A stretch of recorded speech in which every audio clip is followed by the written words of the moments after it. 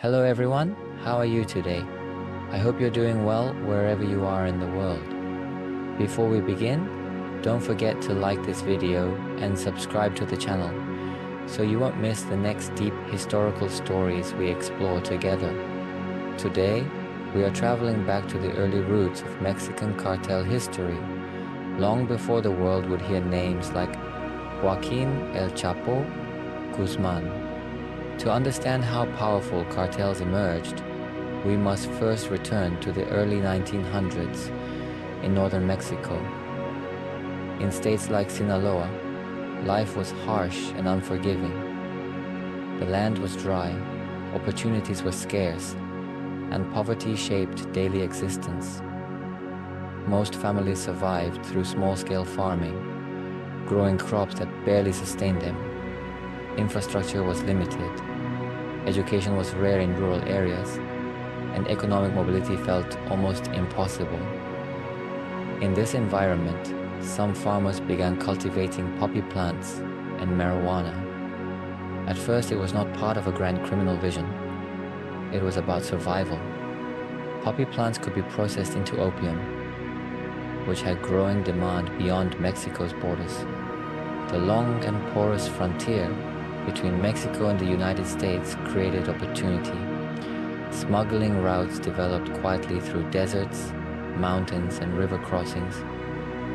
In the early days, transportation methods were simple. Smugglers traveled on horseback, used mules, or drove old trucks along hidden paths at night. There were no sophisticated tunnels or advanced logistics networks yet. It was a primitive but effective system built on trust, family ties, and local knowledge of the terrain.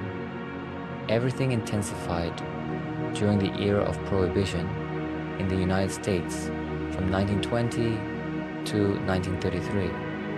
When alcohol became illegal nationwide, black markets flourished almost overnight. Criminal networks on both sides of the border expanded quickly. Smuggling alcohol became highly profitable, and the experience gained during these operations strengthened cross-border criminal connections. This period was crucial. It was not just about alcohol, it was about building infrastructure, routes, bribery systems, protection networks, and partnerships. Once Prohibition ended, the smuggling knowledge did not disappear. Instead, those networks adapted and shifted focus to other illicit products, including narcotics. By the 1940s through the 1960s, trafficking operations in Sinaloa became more organized. Certain families and regional leaders began coordinating rather than competing chaotically. Corruption slowly embedded itself into local structures. Some officials turned a blind eye in exchange for payment, allowing operations to continue with minimal interference. The geography of northern Mexico played a vital role. Mountain ranges provided natural cover. Remote villages made surveillance difficult. Long desert highways allowed discreet transportation of goods. Over time, these advantages transformed local trafficking groups into more structured organizations. In the 1970s, pressure increased dramatically. The Mexican government launched large-scale anti-drug campaigns, including what became known as Operation Condor. Military forces entered rural zones, destroyed crop fields, and arrested suspected traffickers. Helicopters flew over mountainous terrain, and entire communities felt the impact of militarization. Yet instead of eliminating trafficking, the crackdown forced adaptation. Groups became more secretive and strategic. Leaders realized survival required cooperation, territorial agreements, and stronger hierarchies. Small independent smugglers gradually merged into larger coordinated networks. This transformation marked a turning point. What began as scattered survival-driven cultivation slowly evolved into the early foundation of organized cartel structures. Economic desperation, geographic advantage, cross-border demand, and state pressure all combined to shape the conditions that would eventually give rise to powerful criminal empires. And this is only the beginning of the story. In the next chapter, we will see how major organizations formally emerged and how international conflict reshaped the balance of power in Mexico's underworld. By the late 1970s, the scattered trafficking networks operating across northern Mexico began transforming into something far more centralized. At the heart of this evolution stood the Guadalajara Cartel, often considered the first major modern cartel structure in the country. Unlike the loosely connected smugglers of earlier decades, this organization introduced coordination on a national scale. It was not just about moving drugs across the border anymore. It was about controlling territories, negotiating partnerships, managing logistics, and maintaining political protection. The cartel became a federation of traffickers under unified leadership, creating a system that resembled a corporate hierarchy more than a street-level criminal group. One of the central figures behind this consolidation was Miguel Ángel Félix Gallardo, often referred to as El Padrino. He acted as a mediator and strategist, bringing together powerful traffickers from different regions. Instead of constant infighting, he encouraged structured agreements. Territories were divided, routes were assigned, and profits were distributed according to negotiated arrangements. During this period, Colombia's cocaine trade was expanding rapidly. Mexican traffickers initially served as transporters, moving shipments from South America into the United States. But over time, they demanded a greater share of payment in product rather than cash. This shift allowed Mexican organizations to develop their own distribution networks, dramatically increasing their independence and power. The Guadalajara Cartel thrived under this model. Its operations extended across multiple states, supported by corruption and protection at various levels. For a time, it appeared untouchable. However, everything changed in 1985 with the kidnapping and murder of Enrique Camarena, a U.S. Drug Enforcement Administration agent working undercover in Mexico. His death shocked both nations and triggered enormous political pressure from the United States government. The case drew international attention, diplomatic tensions rose sharply, cooperation between the two countries intensified, and Mexican authorities faced unprecedented scrutiny. The killing became a turning point, not just morally or politically, but structurally. Under mounting pressure, key leaders of the Guadalajara Cartel were arrested. The centralized system that Felix Gallardo had built began to fracture. Without a single unifying authority, powerful lieutenants moved to secure their own territories. What had once been a federation slowly broke apart into separate, competing organizations. This fragmentation laid the groundwork for future cartels that would dominate headlines in the decades to come. Territories once assigned peacefully were now defended through rivalry. Alliances shifted, violence increased. The era of relative coordination gave way to a more volatile balance of power. The fall of the Guadalajara Cartel did not end trafficking. Instead, it decentralized it. Leadership structures became more regional. Ambition grew stronger. And as competition intensified, so did the stakes. By the early 1990s, the map of organized crime in Mexico was permanently altered. The centralized experiment had collapsed, but its blueprint remained. New groups would inherit its roots, contacts, and operational strategies, and they would expand them even further. The story was entering a far more violent and complex phase. After the collapse of the Guadalajara Cartel, the criminal landscape of Mexico did not calm down. It fractured. From its remains, new powerful organizations emerged, each determined to control strategic border crossings and trafficking corridors into the United States. One of the most influential groups to rise from this fragmentation was the Sinaloa Cartel. Rooted in the mountainous region of Sinaloa, this organization combined long-established smuggling traditions with modern coordination. It focused on flexibility, alliances, and international supply chains. Unlike earlier centralized models, it operated more like a network, resilient and adaptable. At the same time, the Tijuana cartel consolidated power along the western border. Controlling one of the busiest crossing points into California, it became a dominant force in the 1990s. Territorial control meant profit, and profit justified confrontation. Rivalries intensified as each group defended its roots. Further east, the Juarez Cartel took control of the Ciudad Juarez corridor, one of the most strategically valuable gateways into Texas. This region became a critical battleground. Whoever controlled Juarez controlled a massive portion of cross-border flow.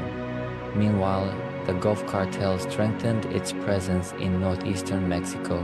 With access to Gulf Coast ports and border cities, it diversified its operations and expanded influence.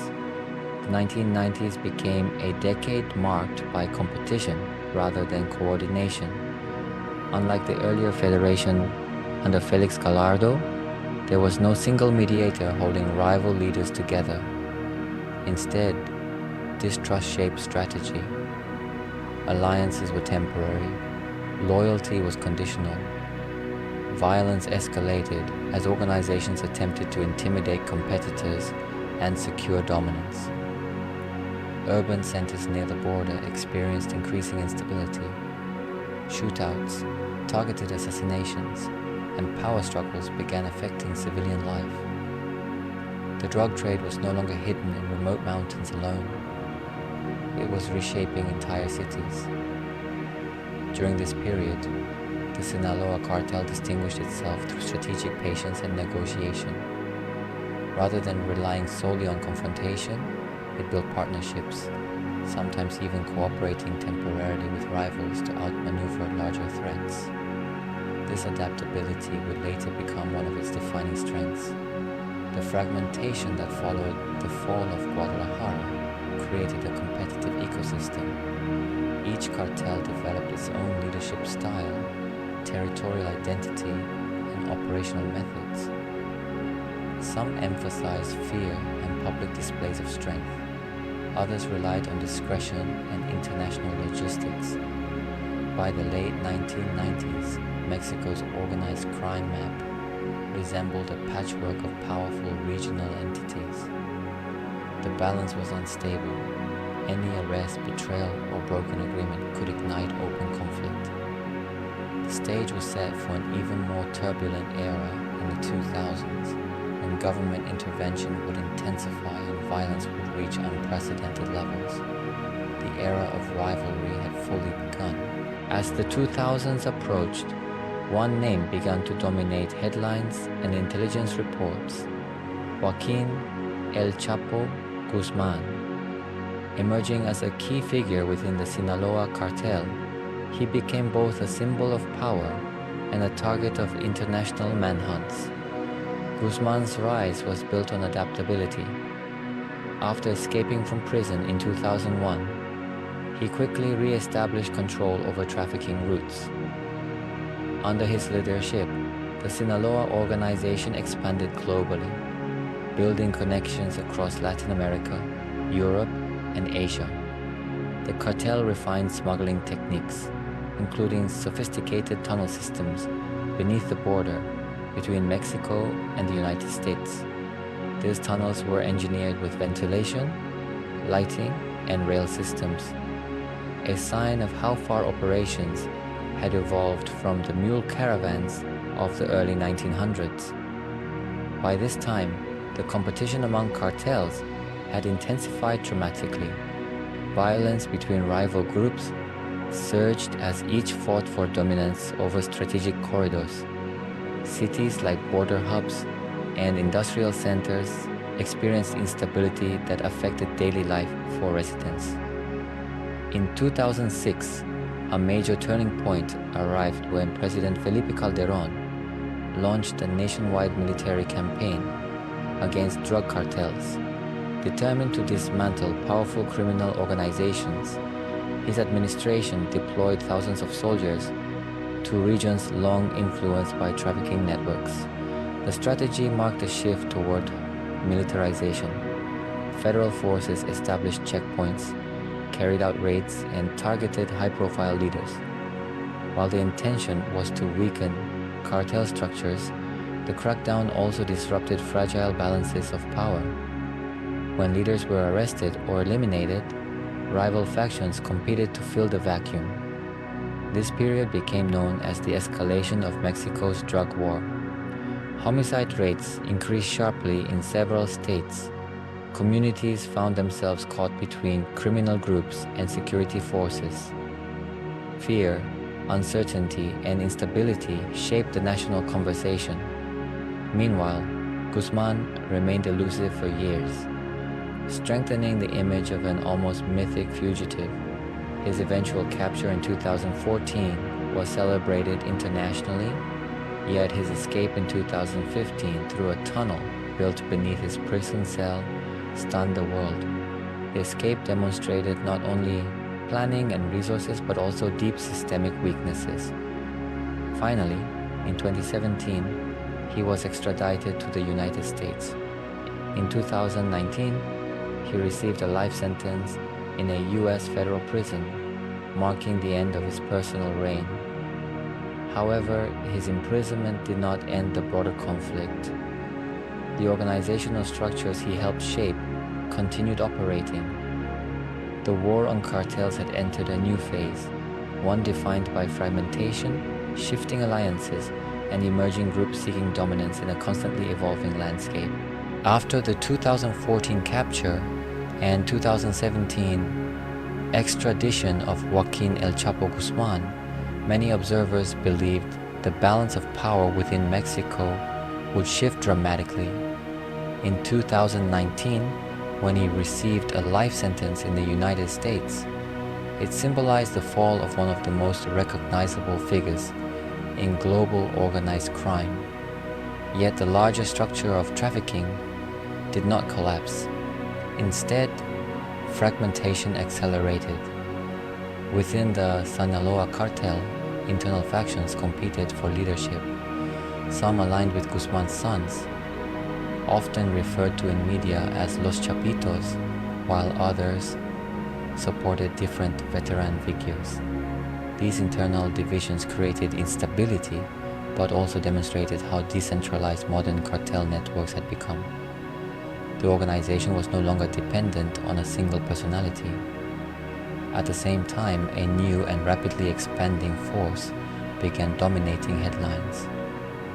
The Jalisco New Generation Cartel, commonly known as CJNG. Emerging from earlier regional groups, CJNG built a reputation for aggressive territorial expansion and highly organized operations.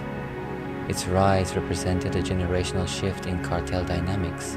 Unlike older organizations that relied heavily on established smuggling corridors, CJNG focused on rapid growth, technological adaptation, and diversified criminal enterprises. It expanded beyond narcotics trafficking into fuel theft, extortion, and other illicit markets. Its presence spread across multiple Mexican states in a relatively short time. The competition between Sinaloa factions and CJNG intensified conflicts in strategic regions. Rather than a single dominant cartel, Mexico now faced a multipolar landscape, several powerful organizations competing simultaneously. Meanwhile, the drug market itself evolved. Synthetic drugs, particularly fentanyl, became central to trafficking networks. Unlike plant-based drugs such as marijuana or heroin, synthetic substances require different supply chains and smaller production spaces. This shift altered logistics and increased profitability. while also contributing to a severe public health crisis in North America. Politically, a new approach emerged under President Andrés Manuel López Obrador.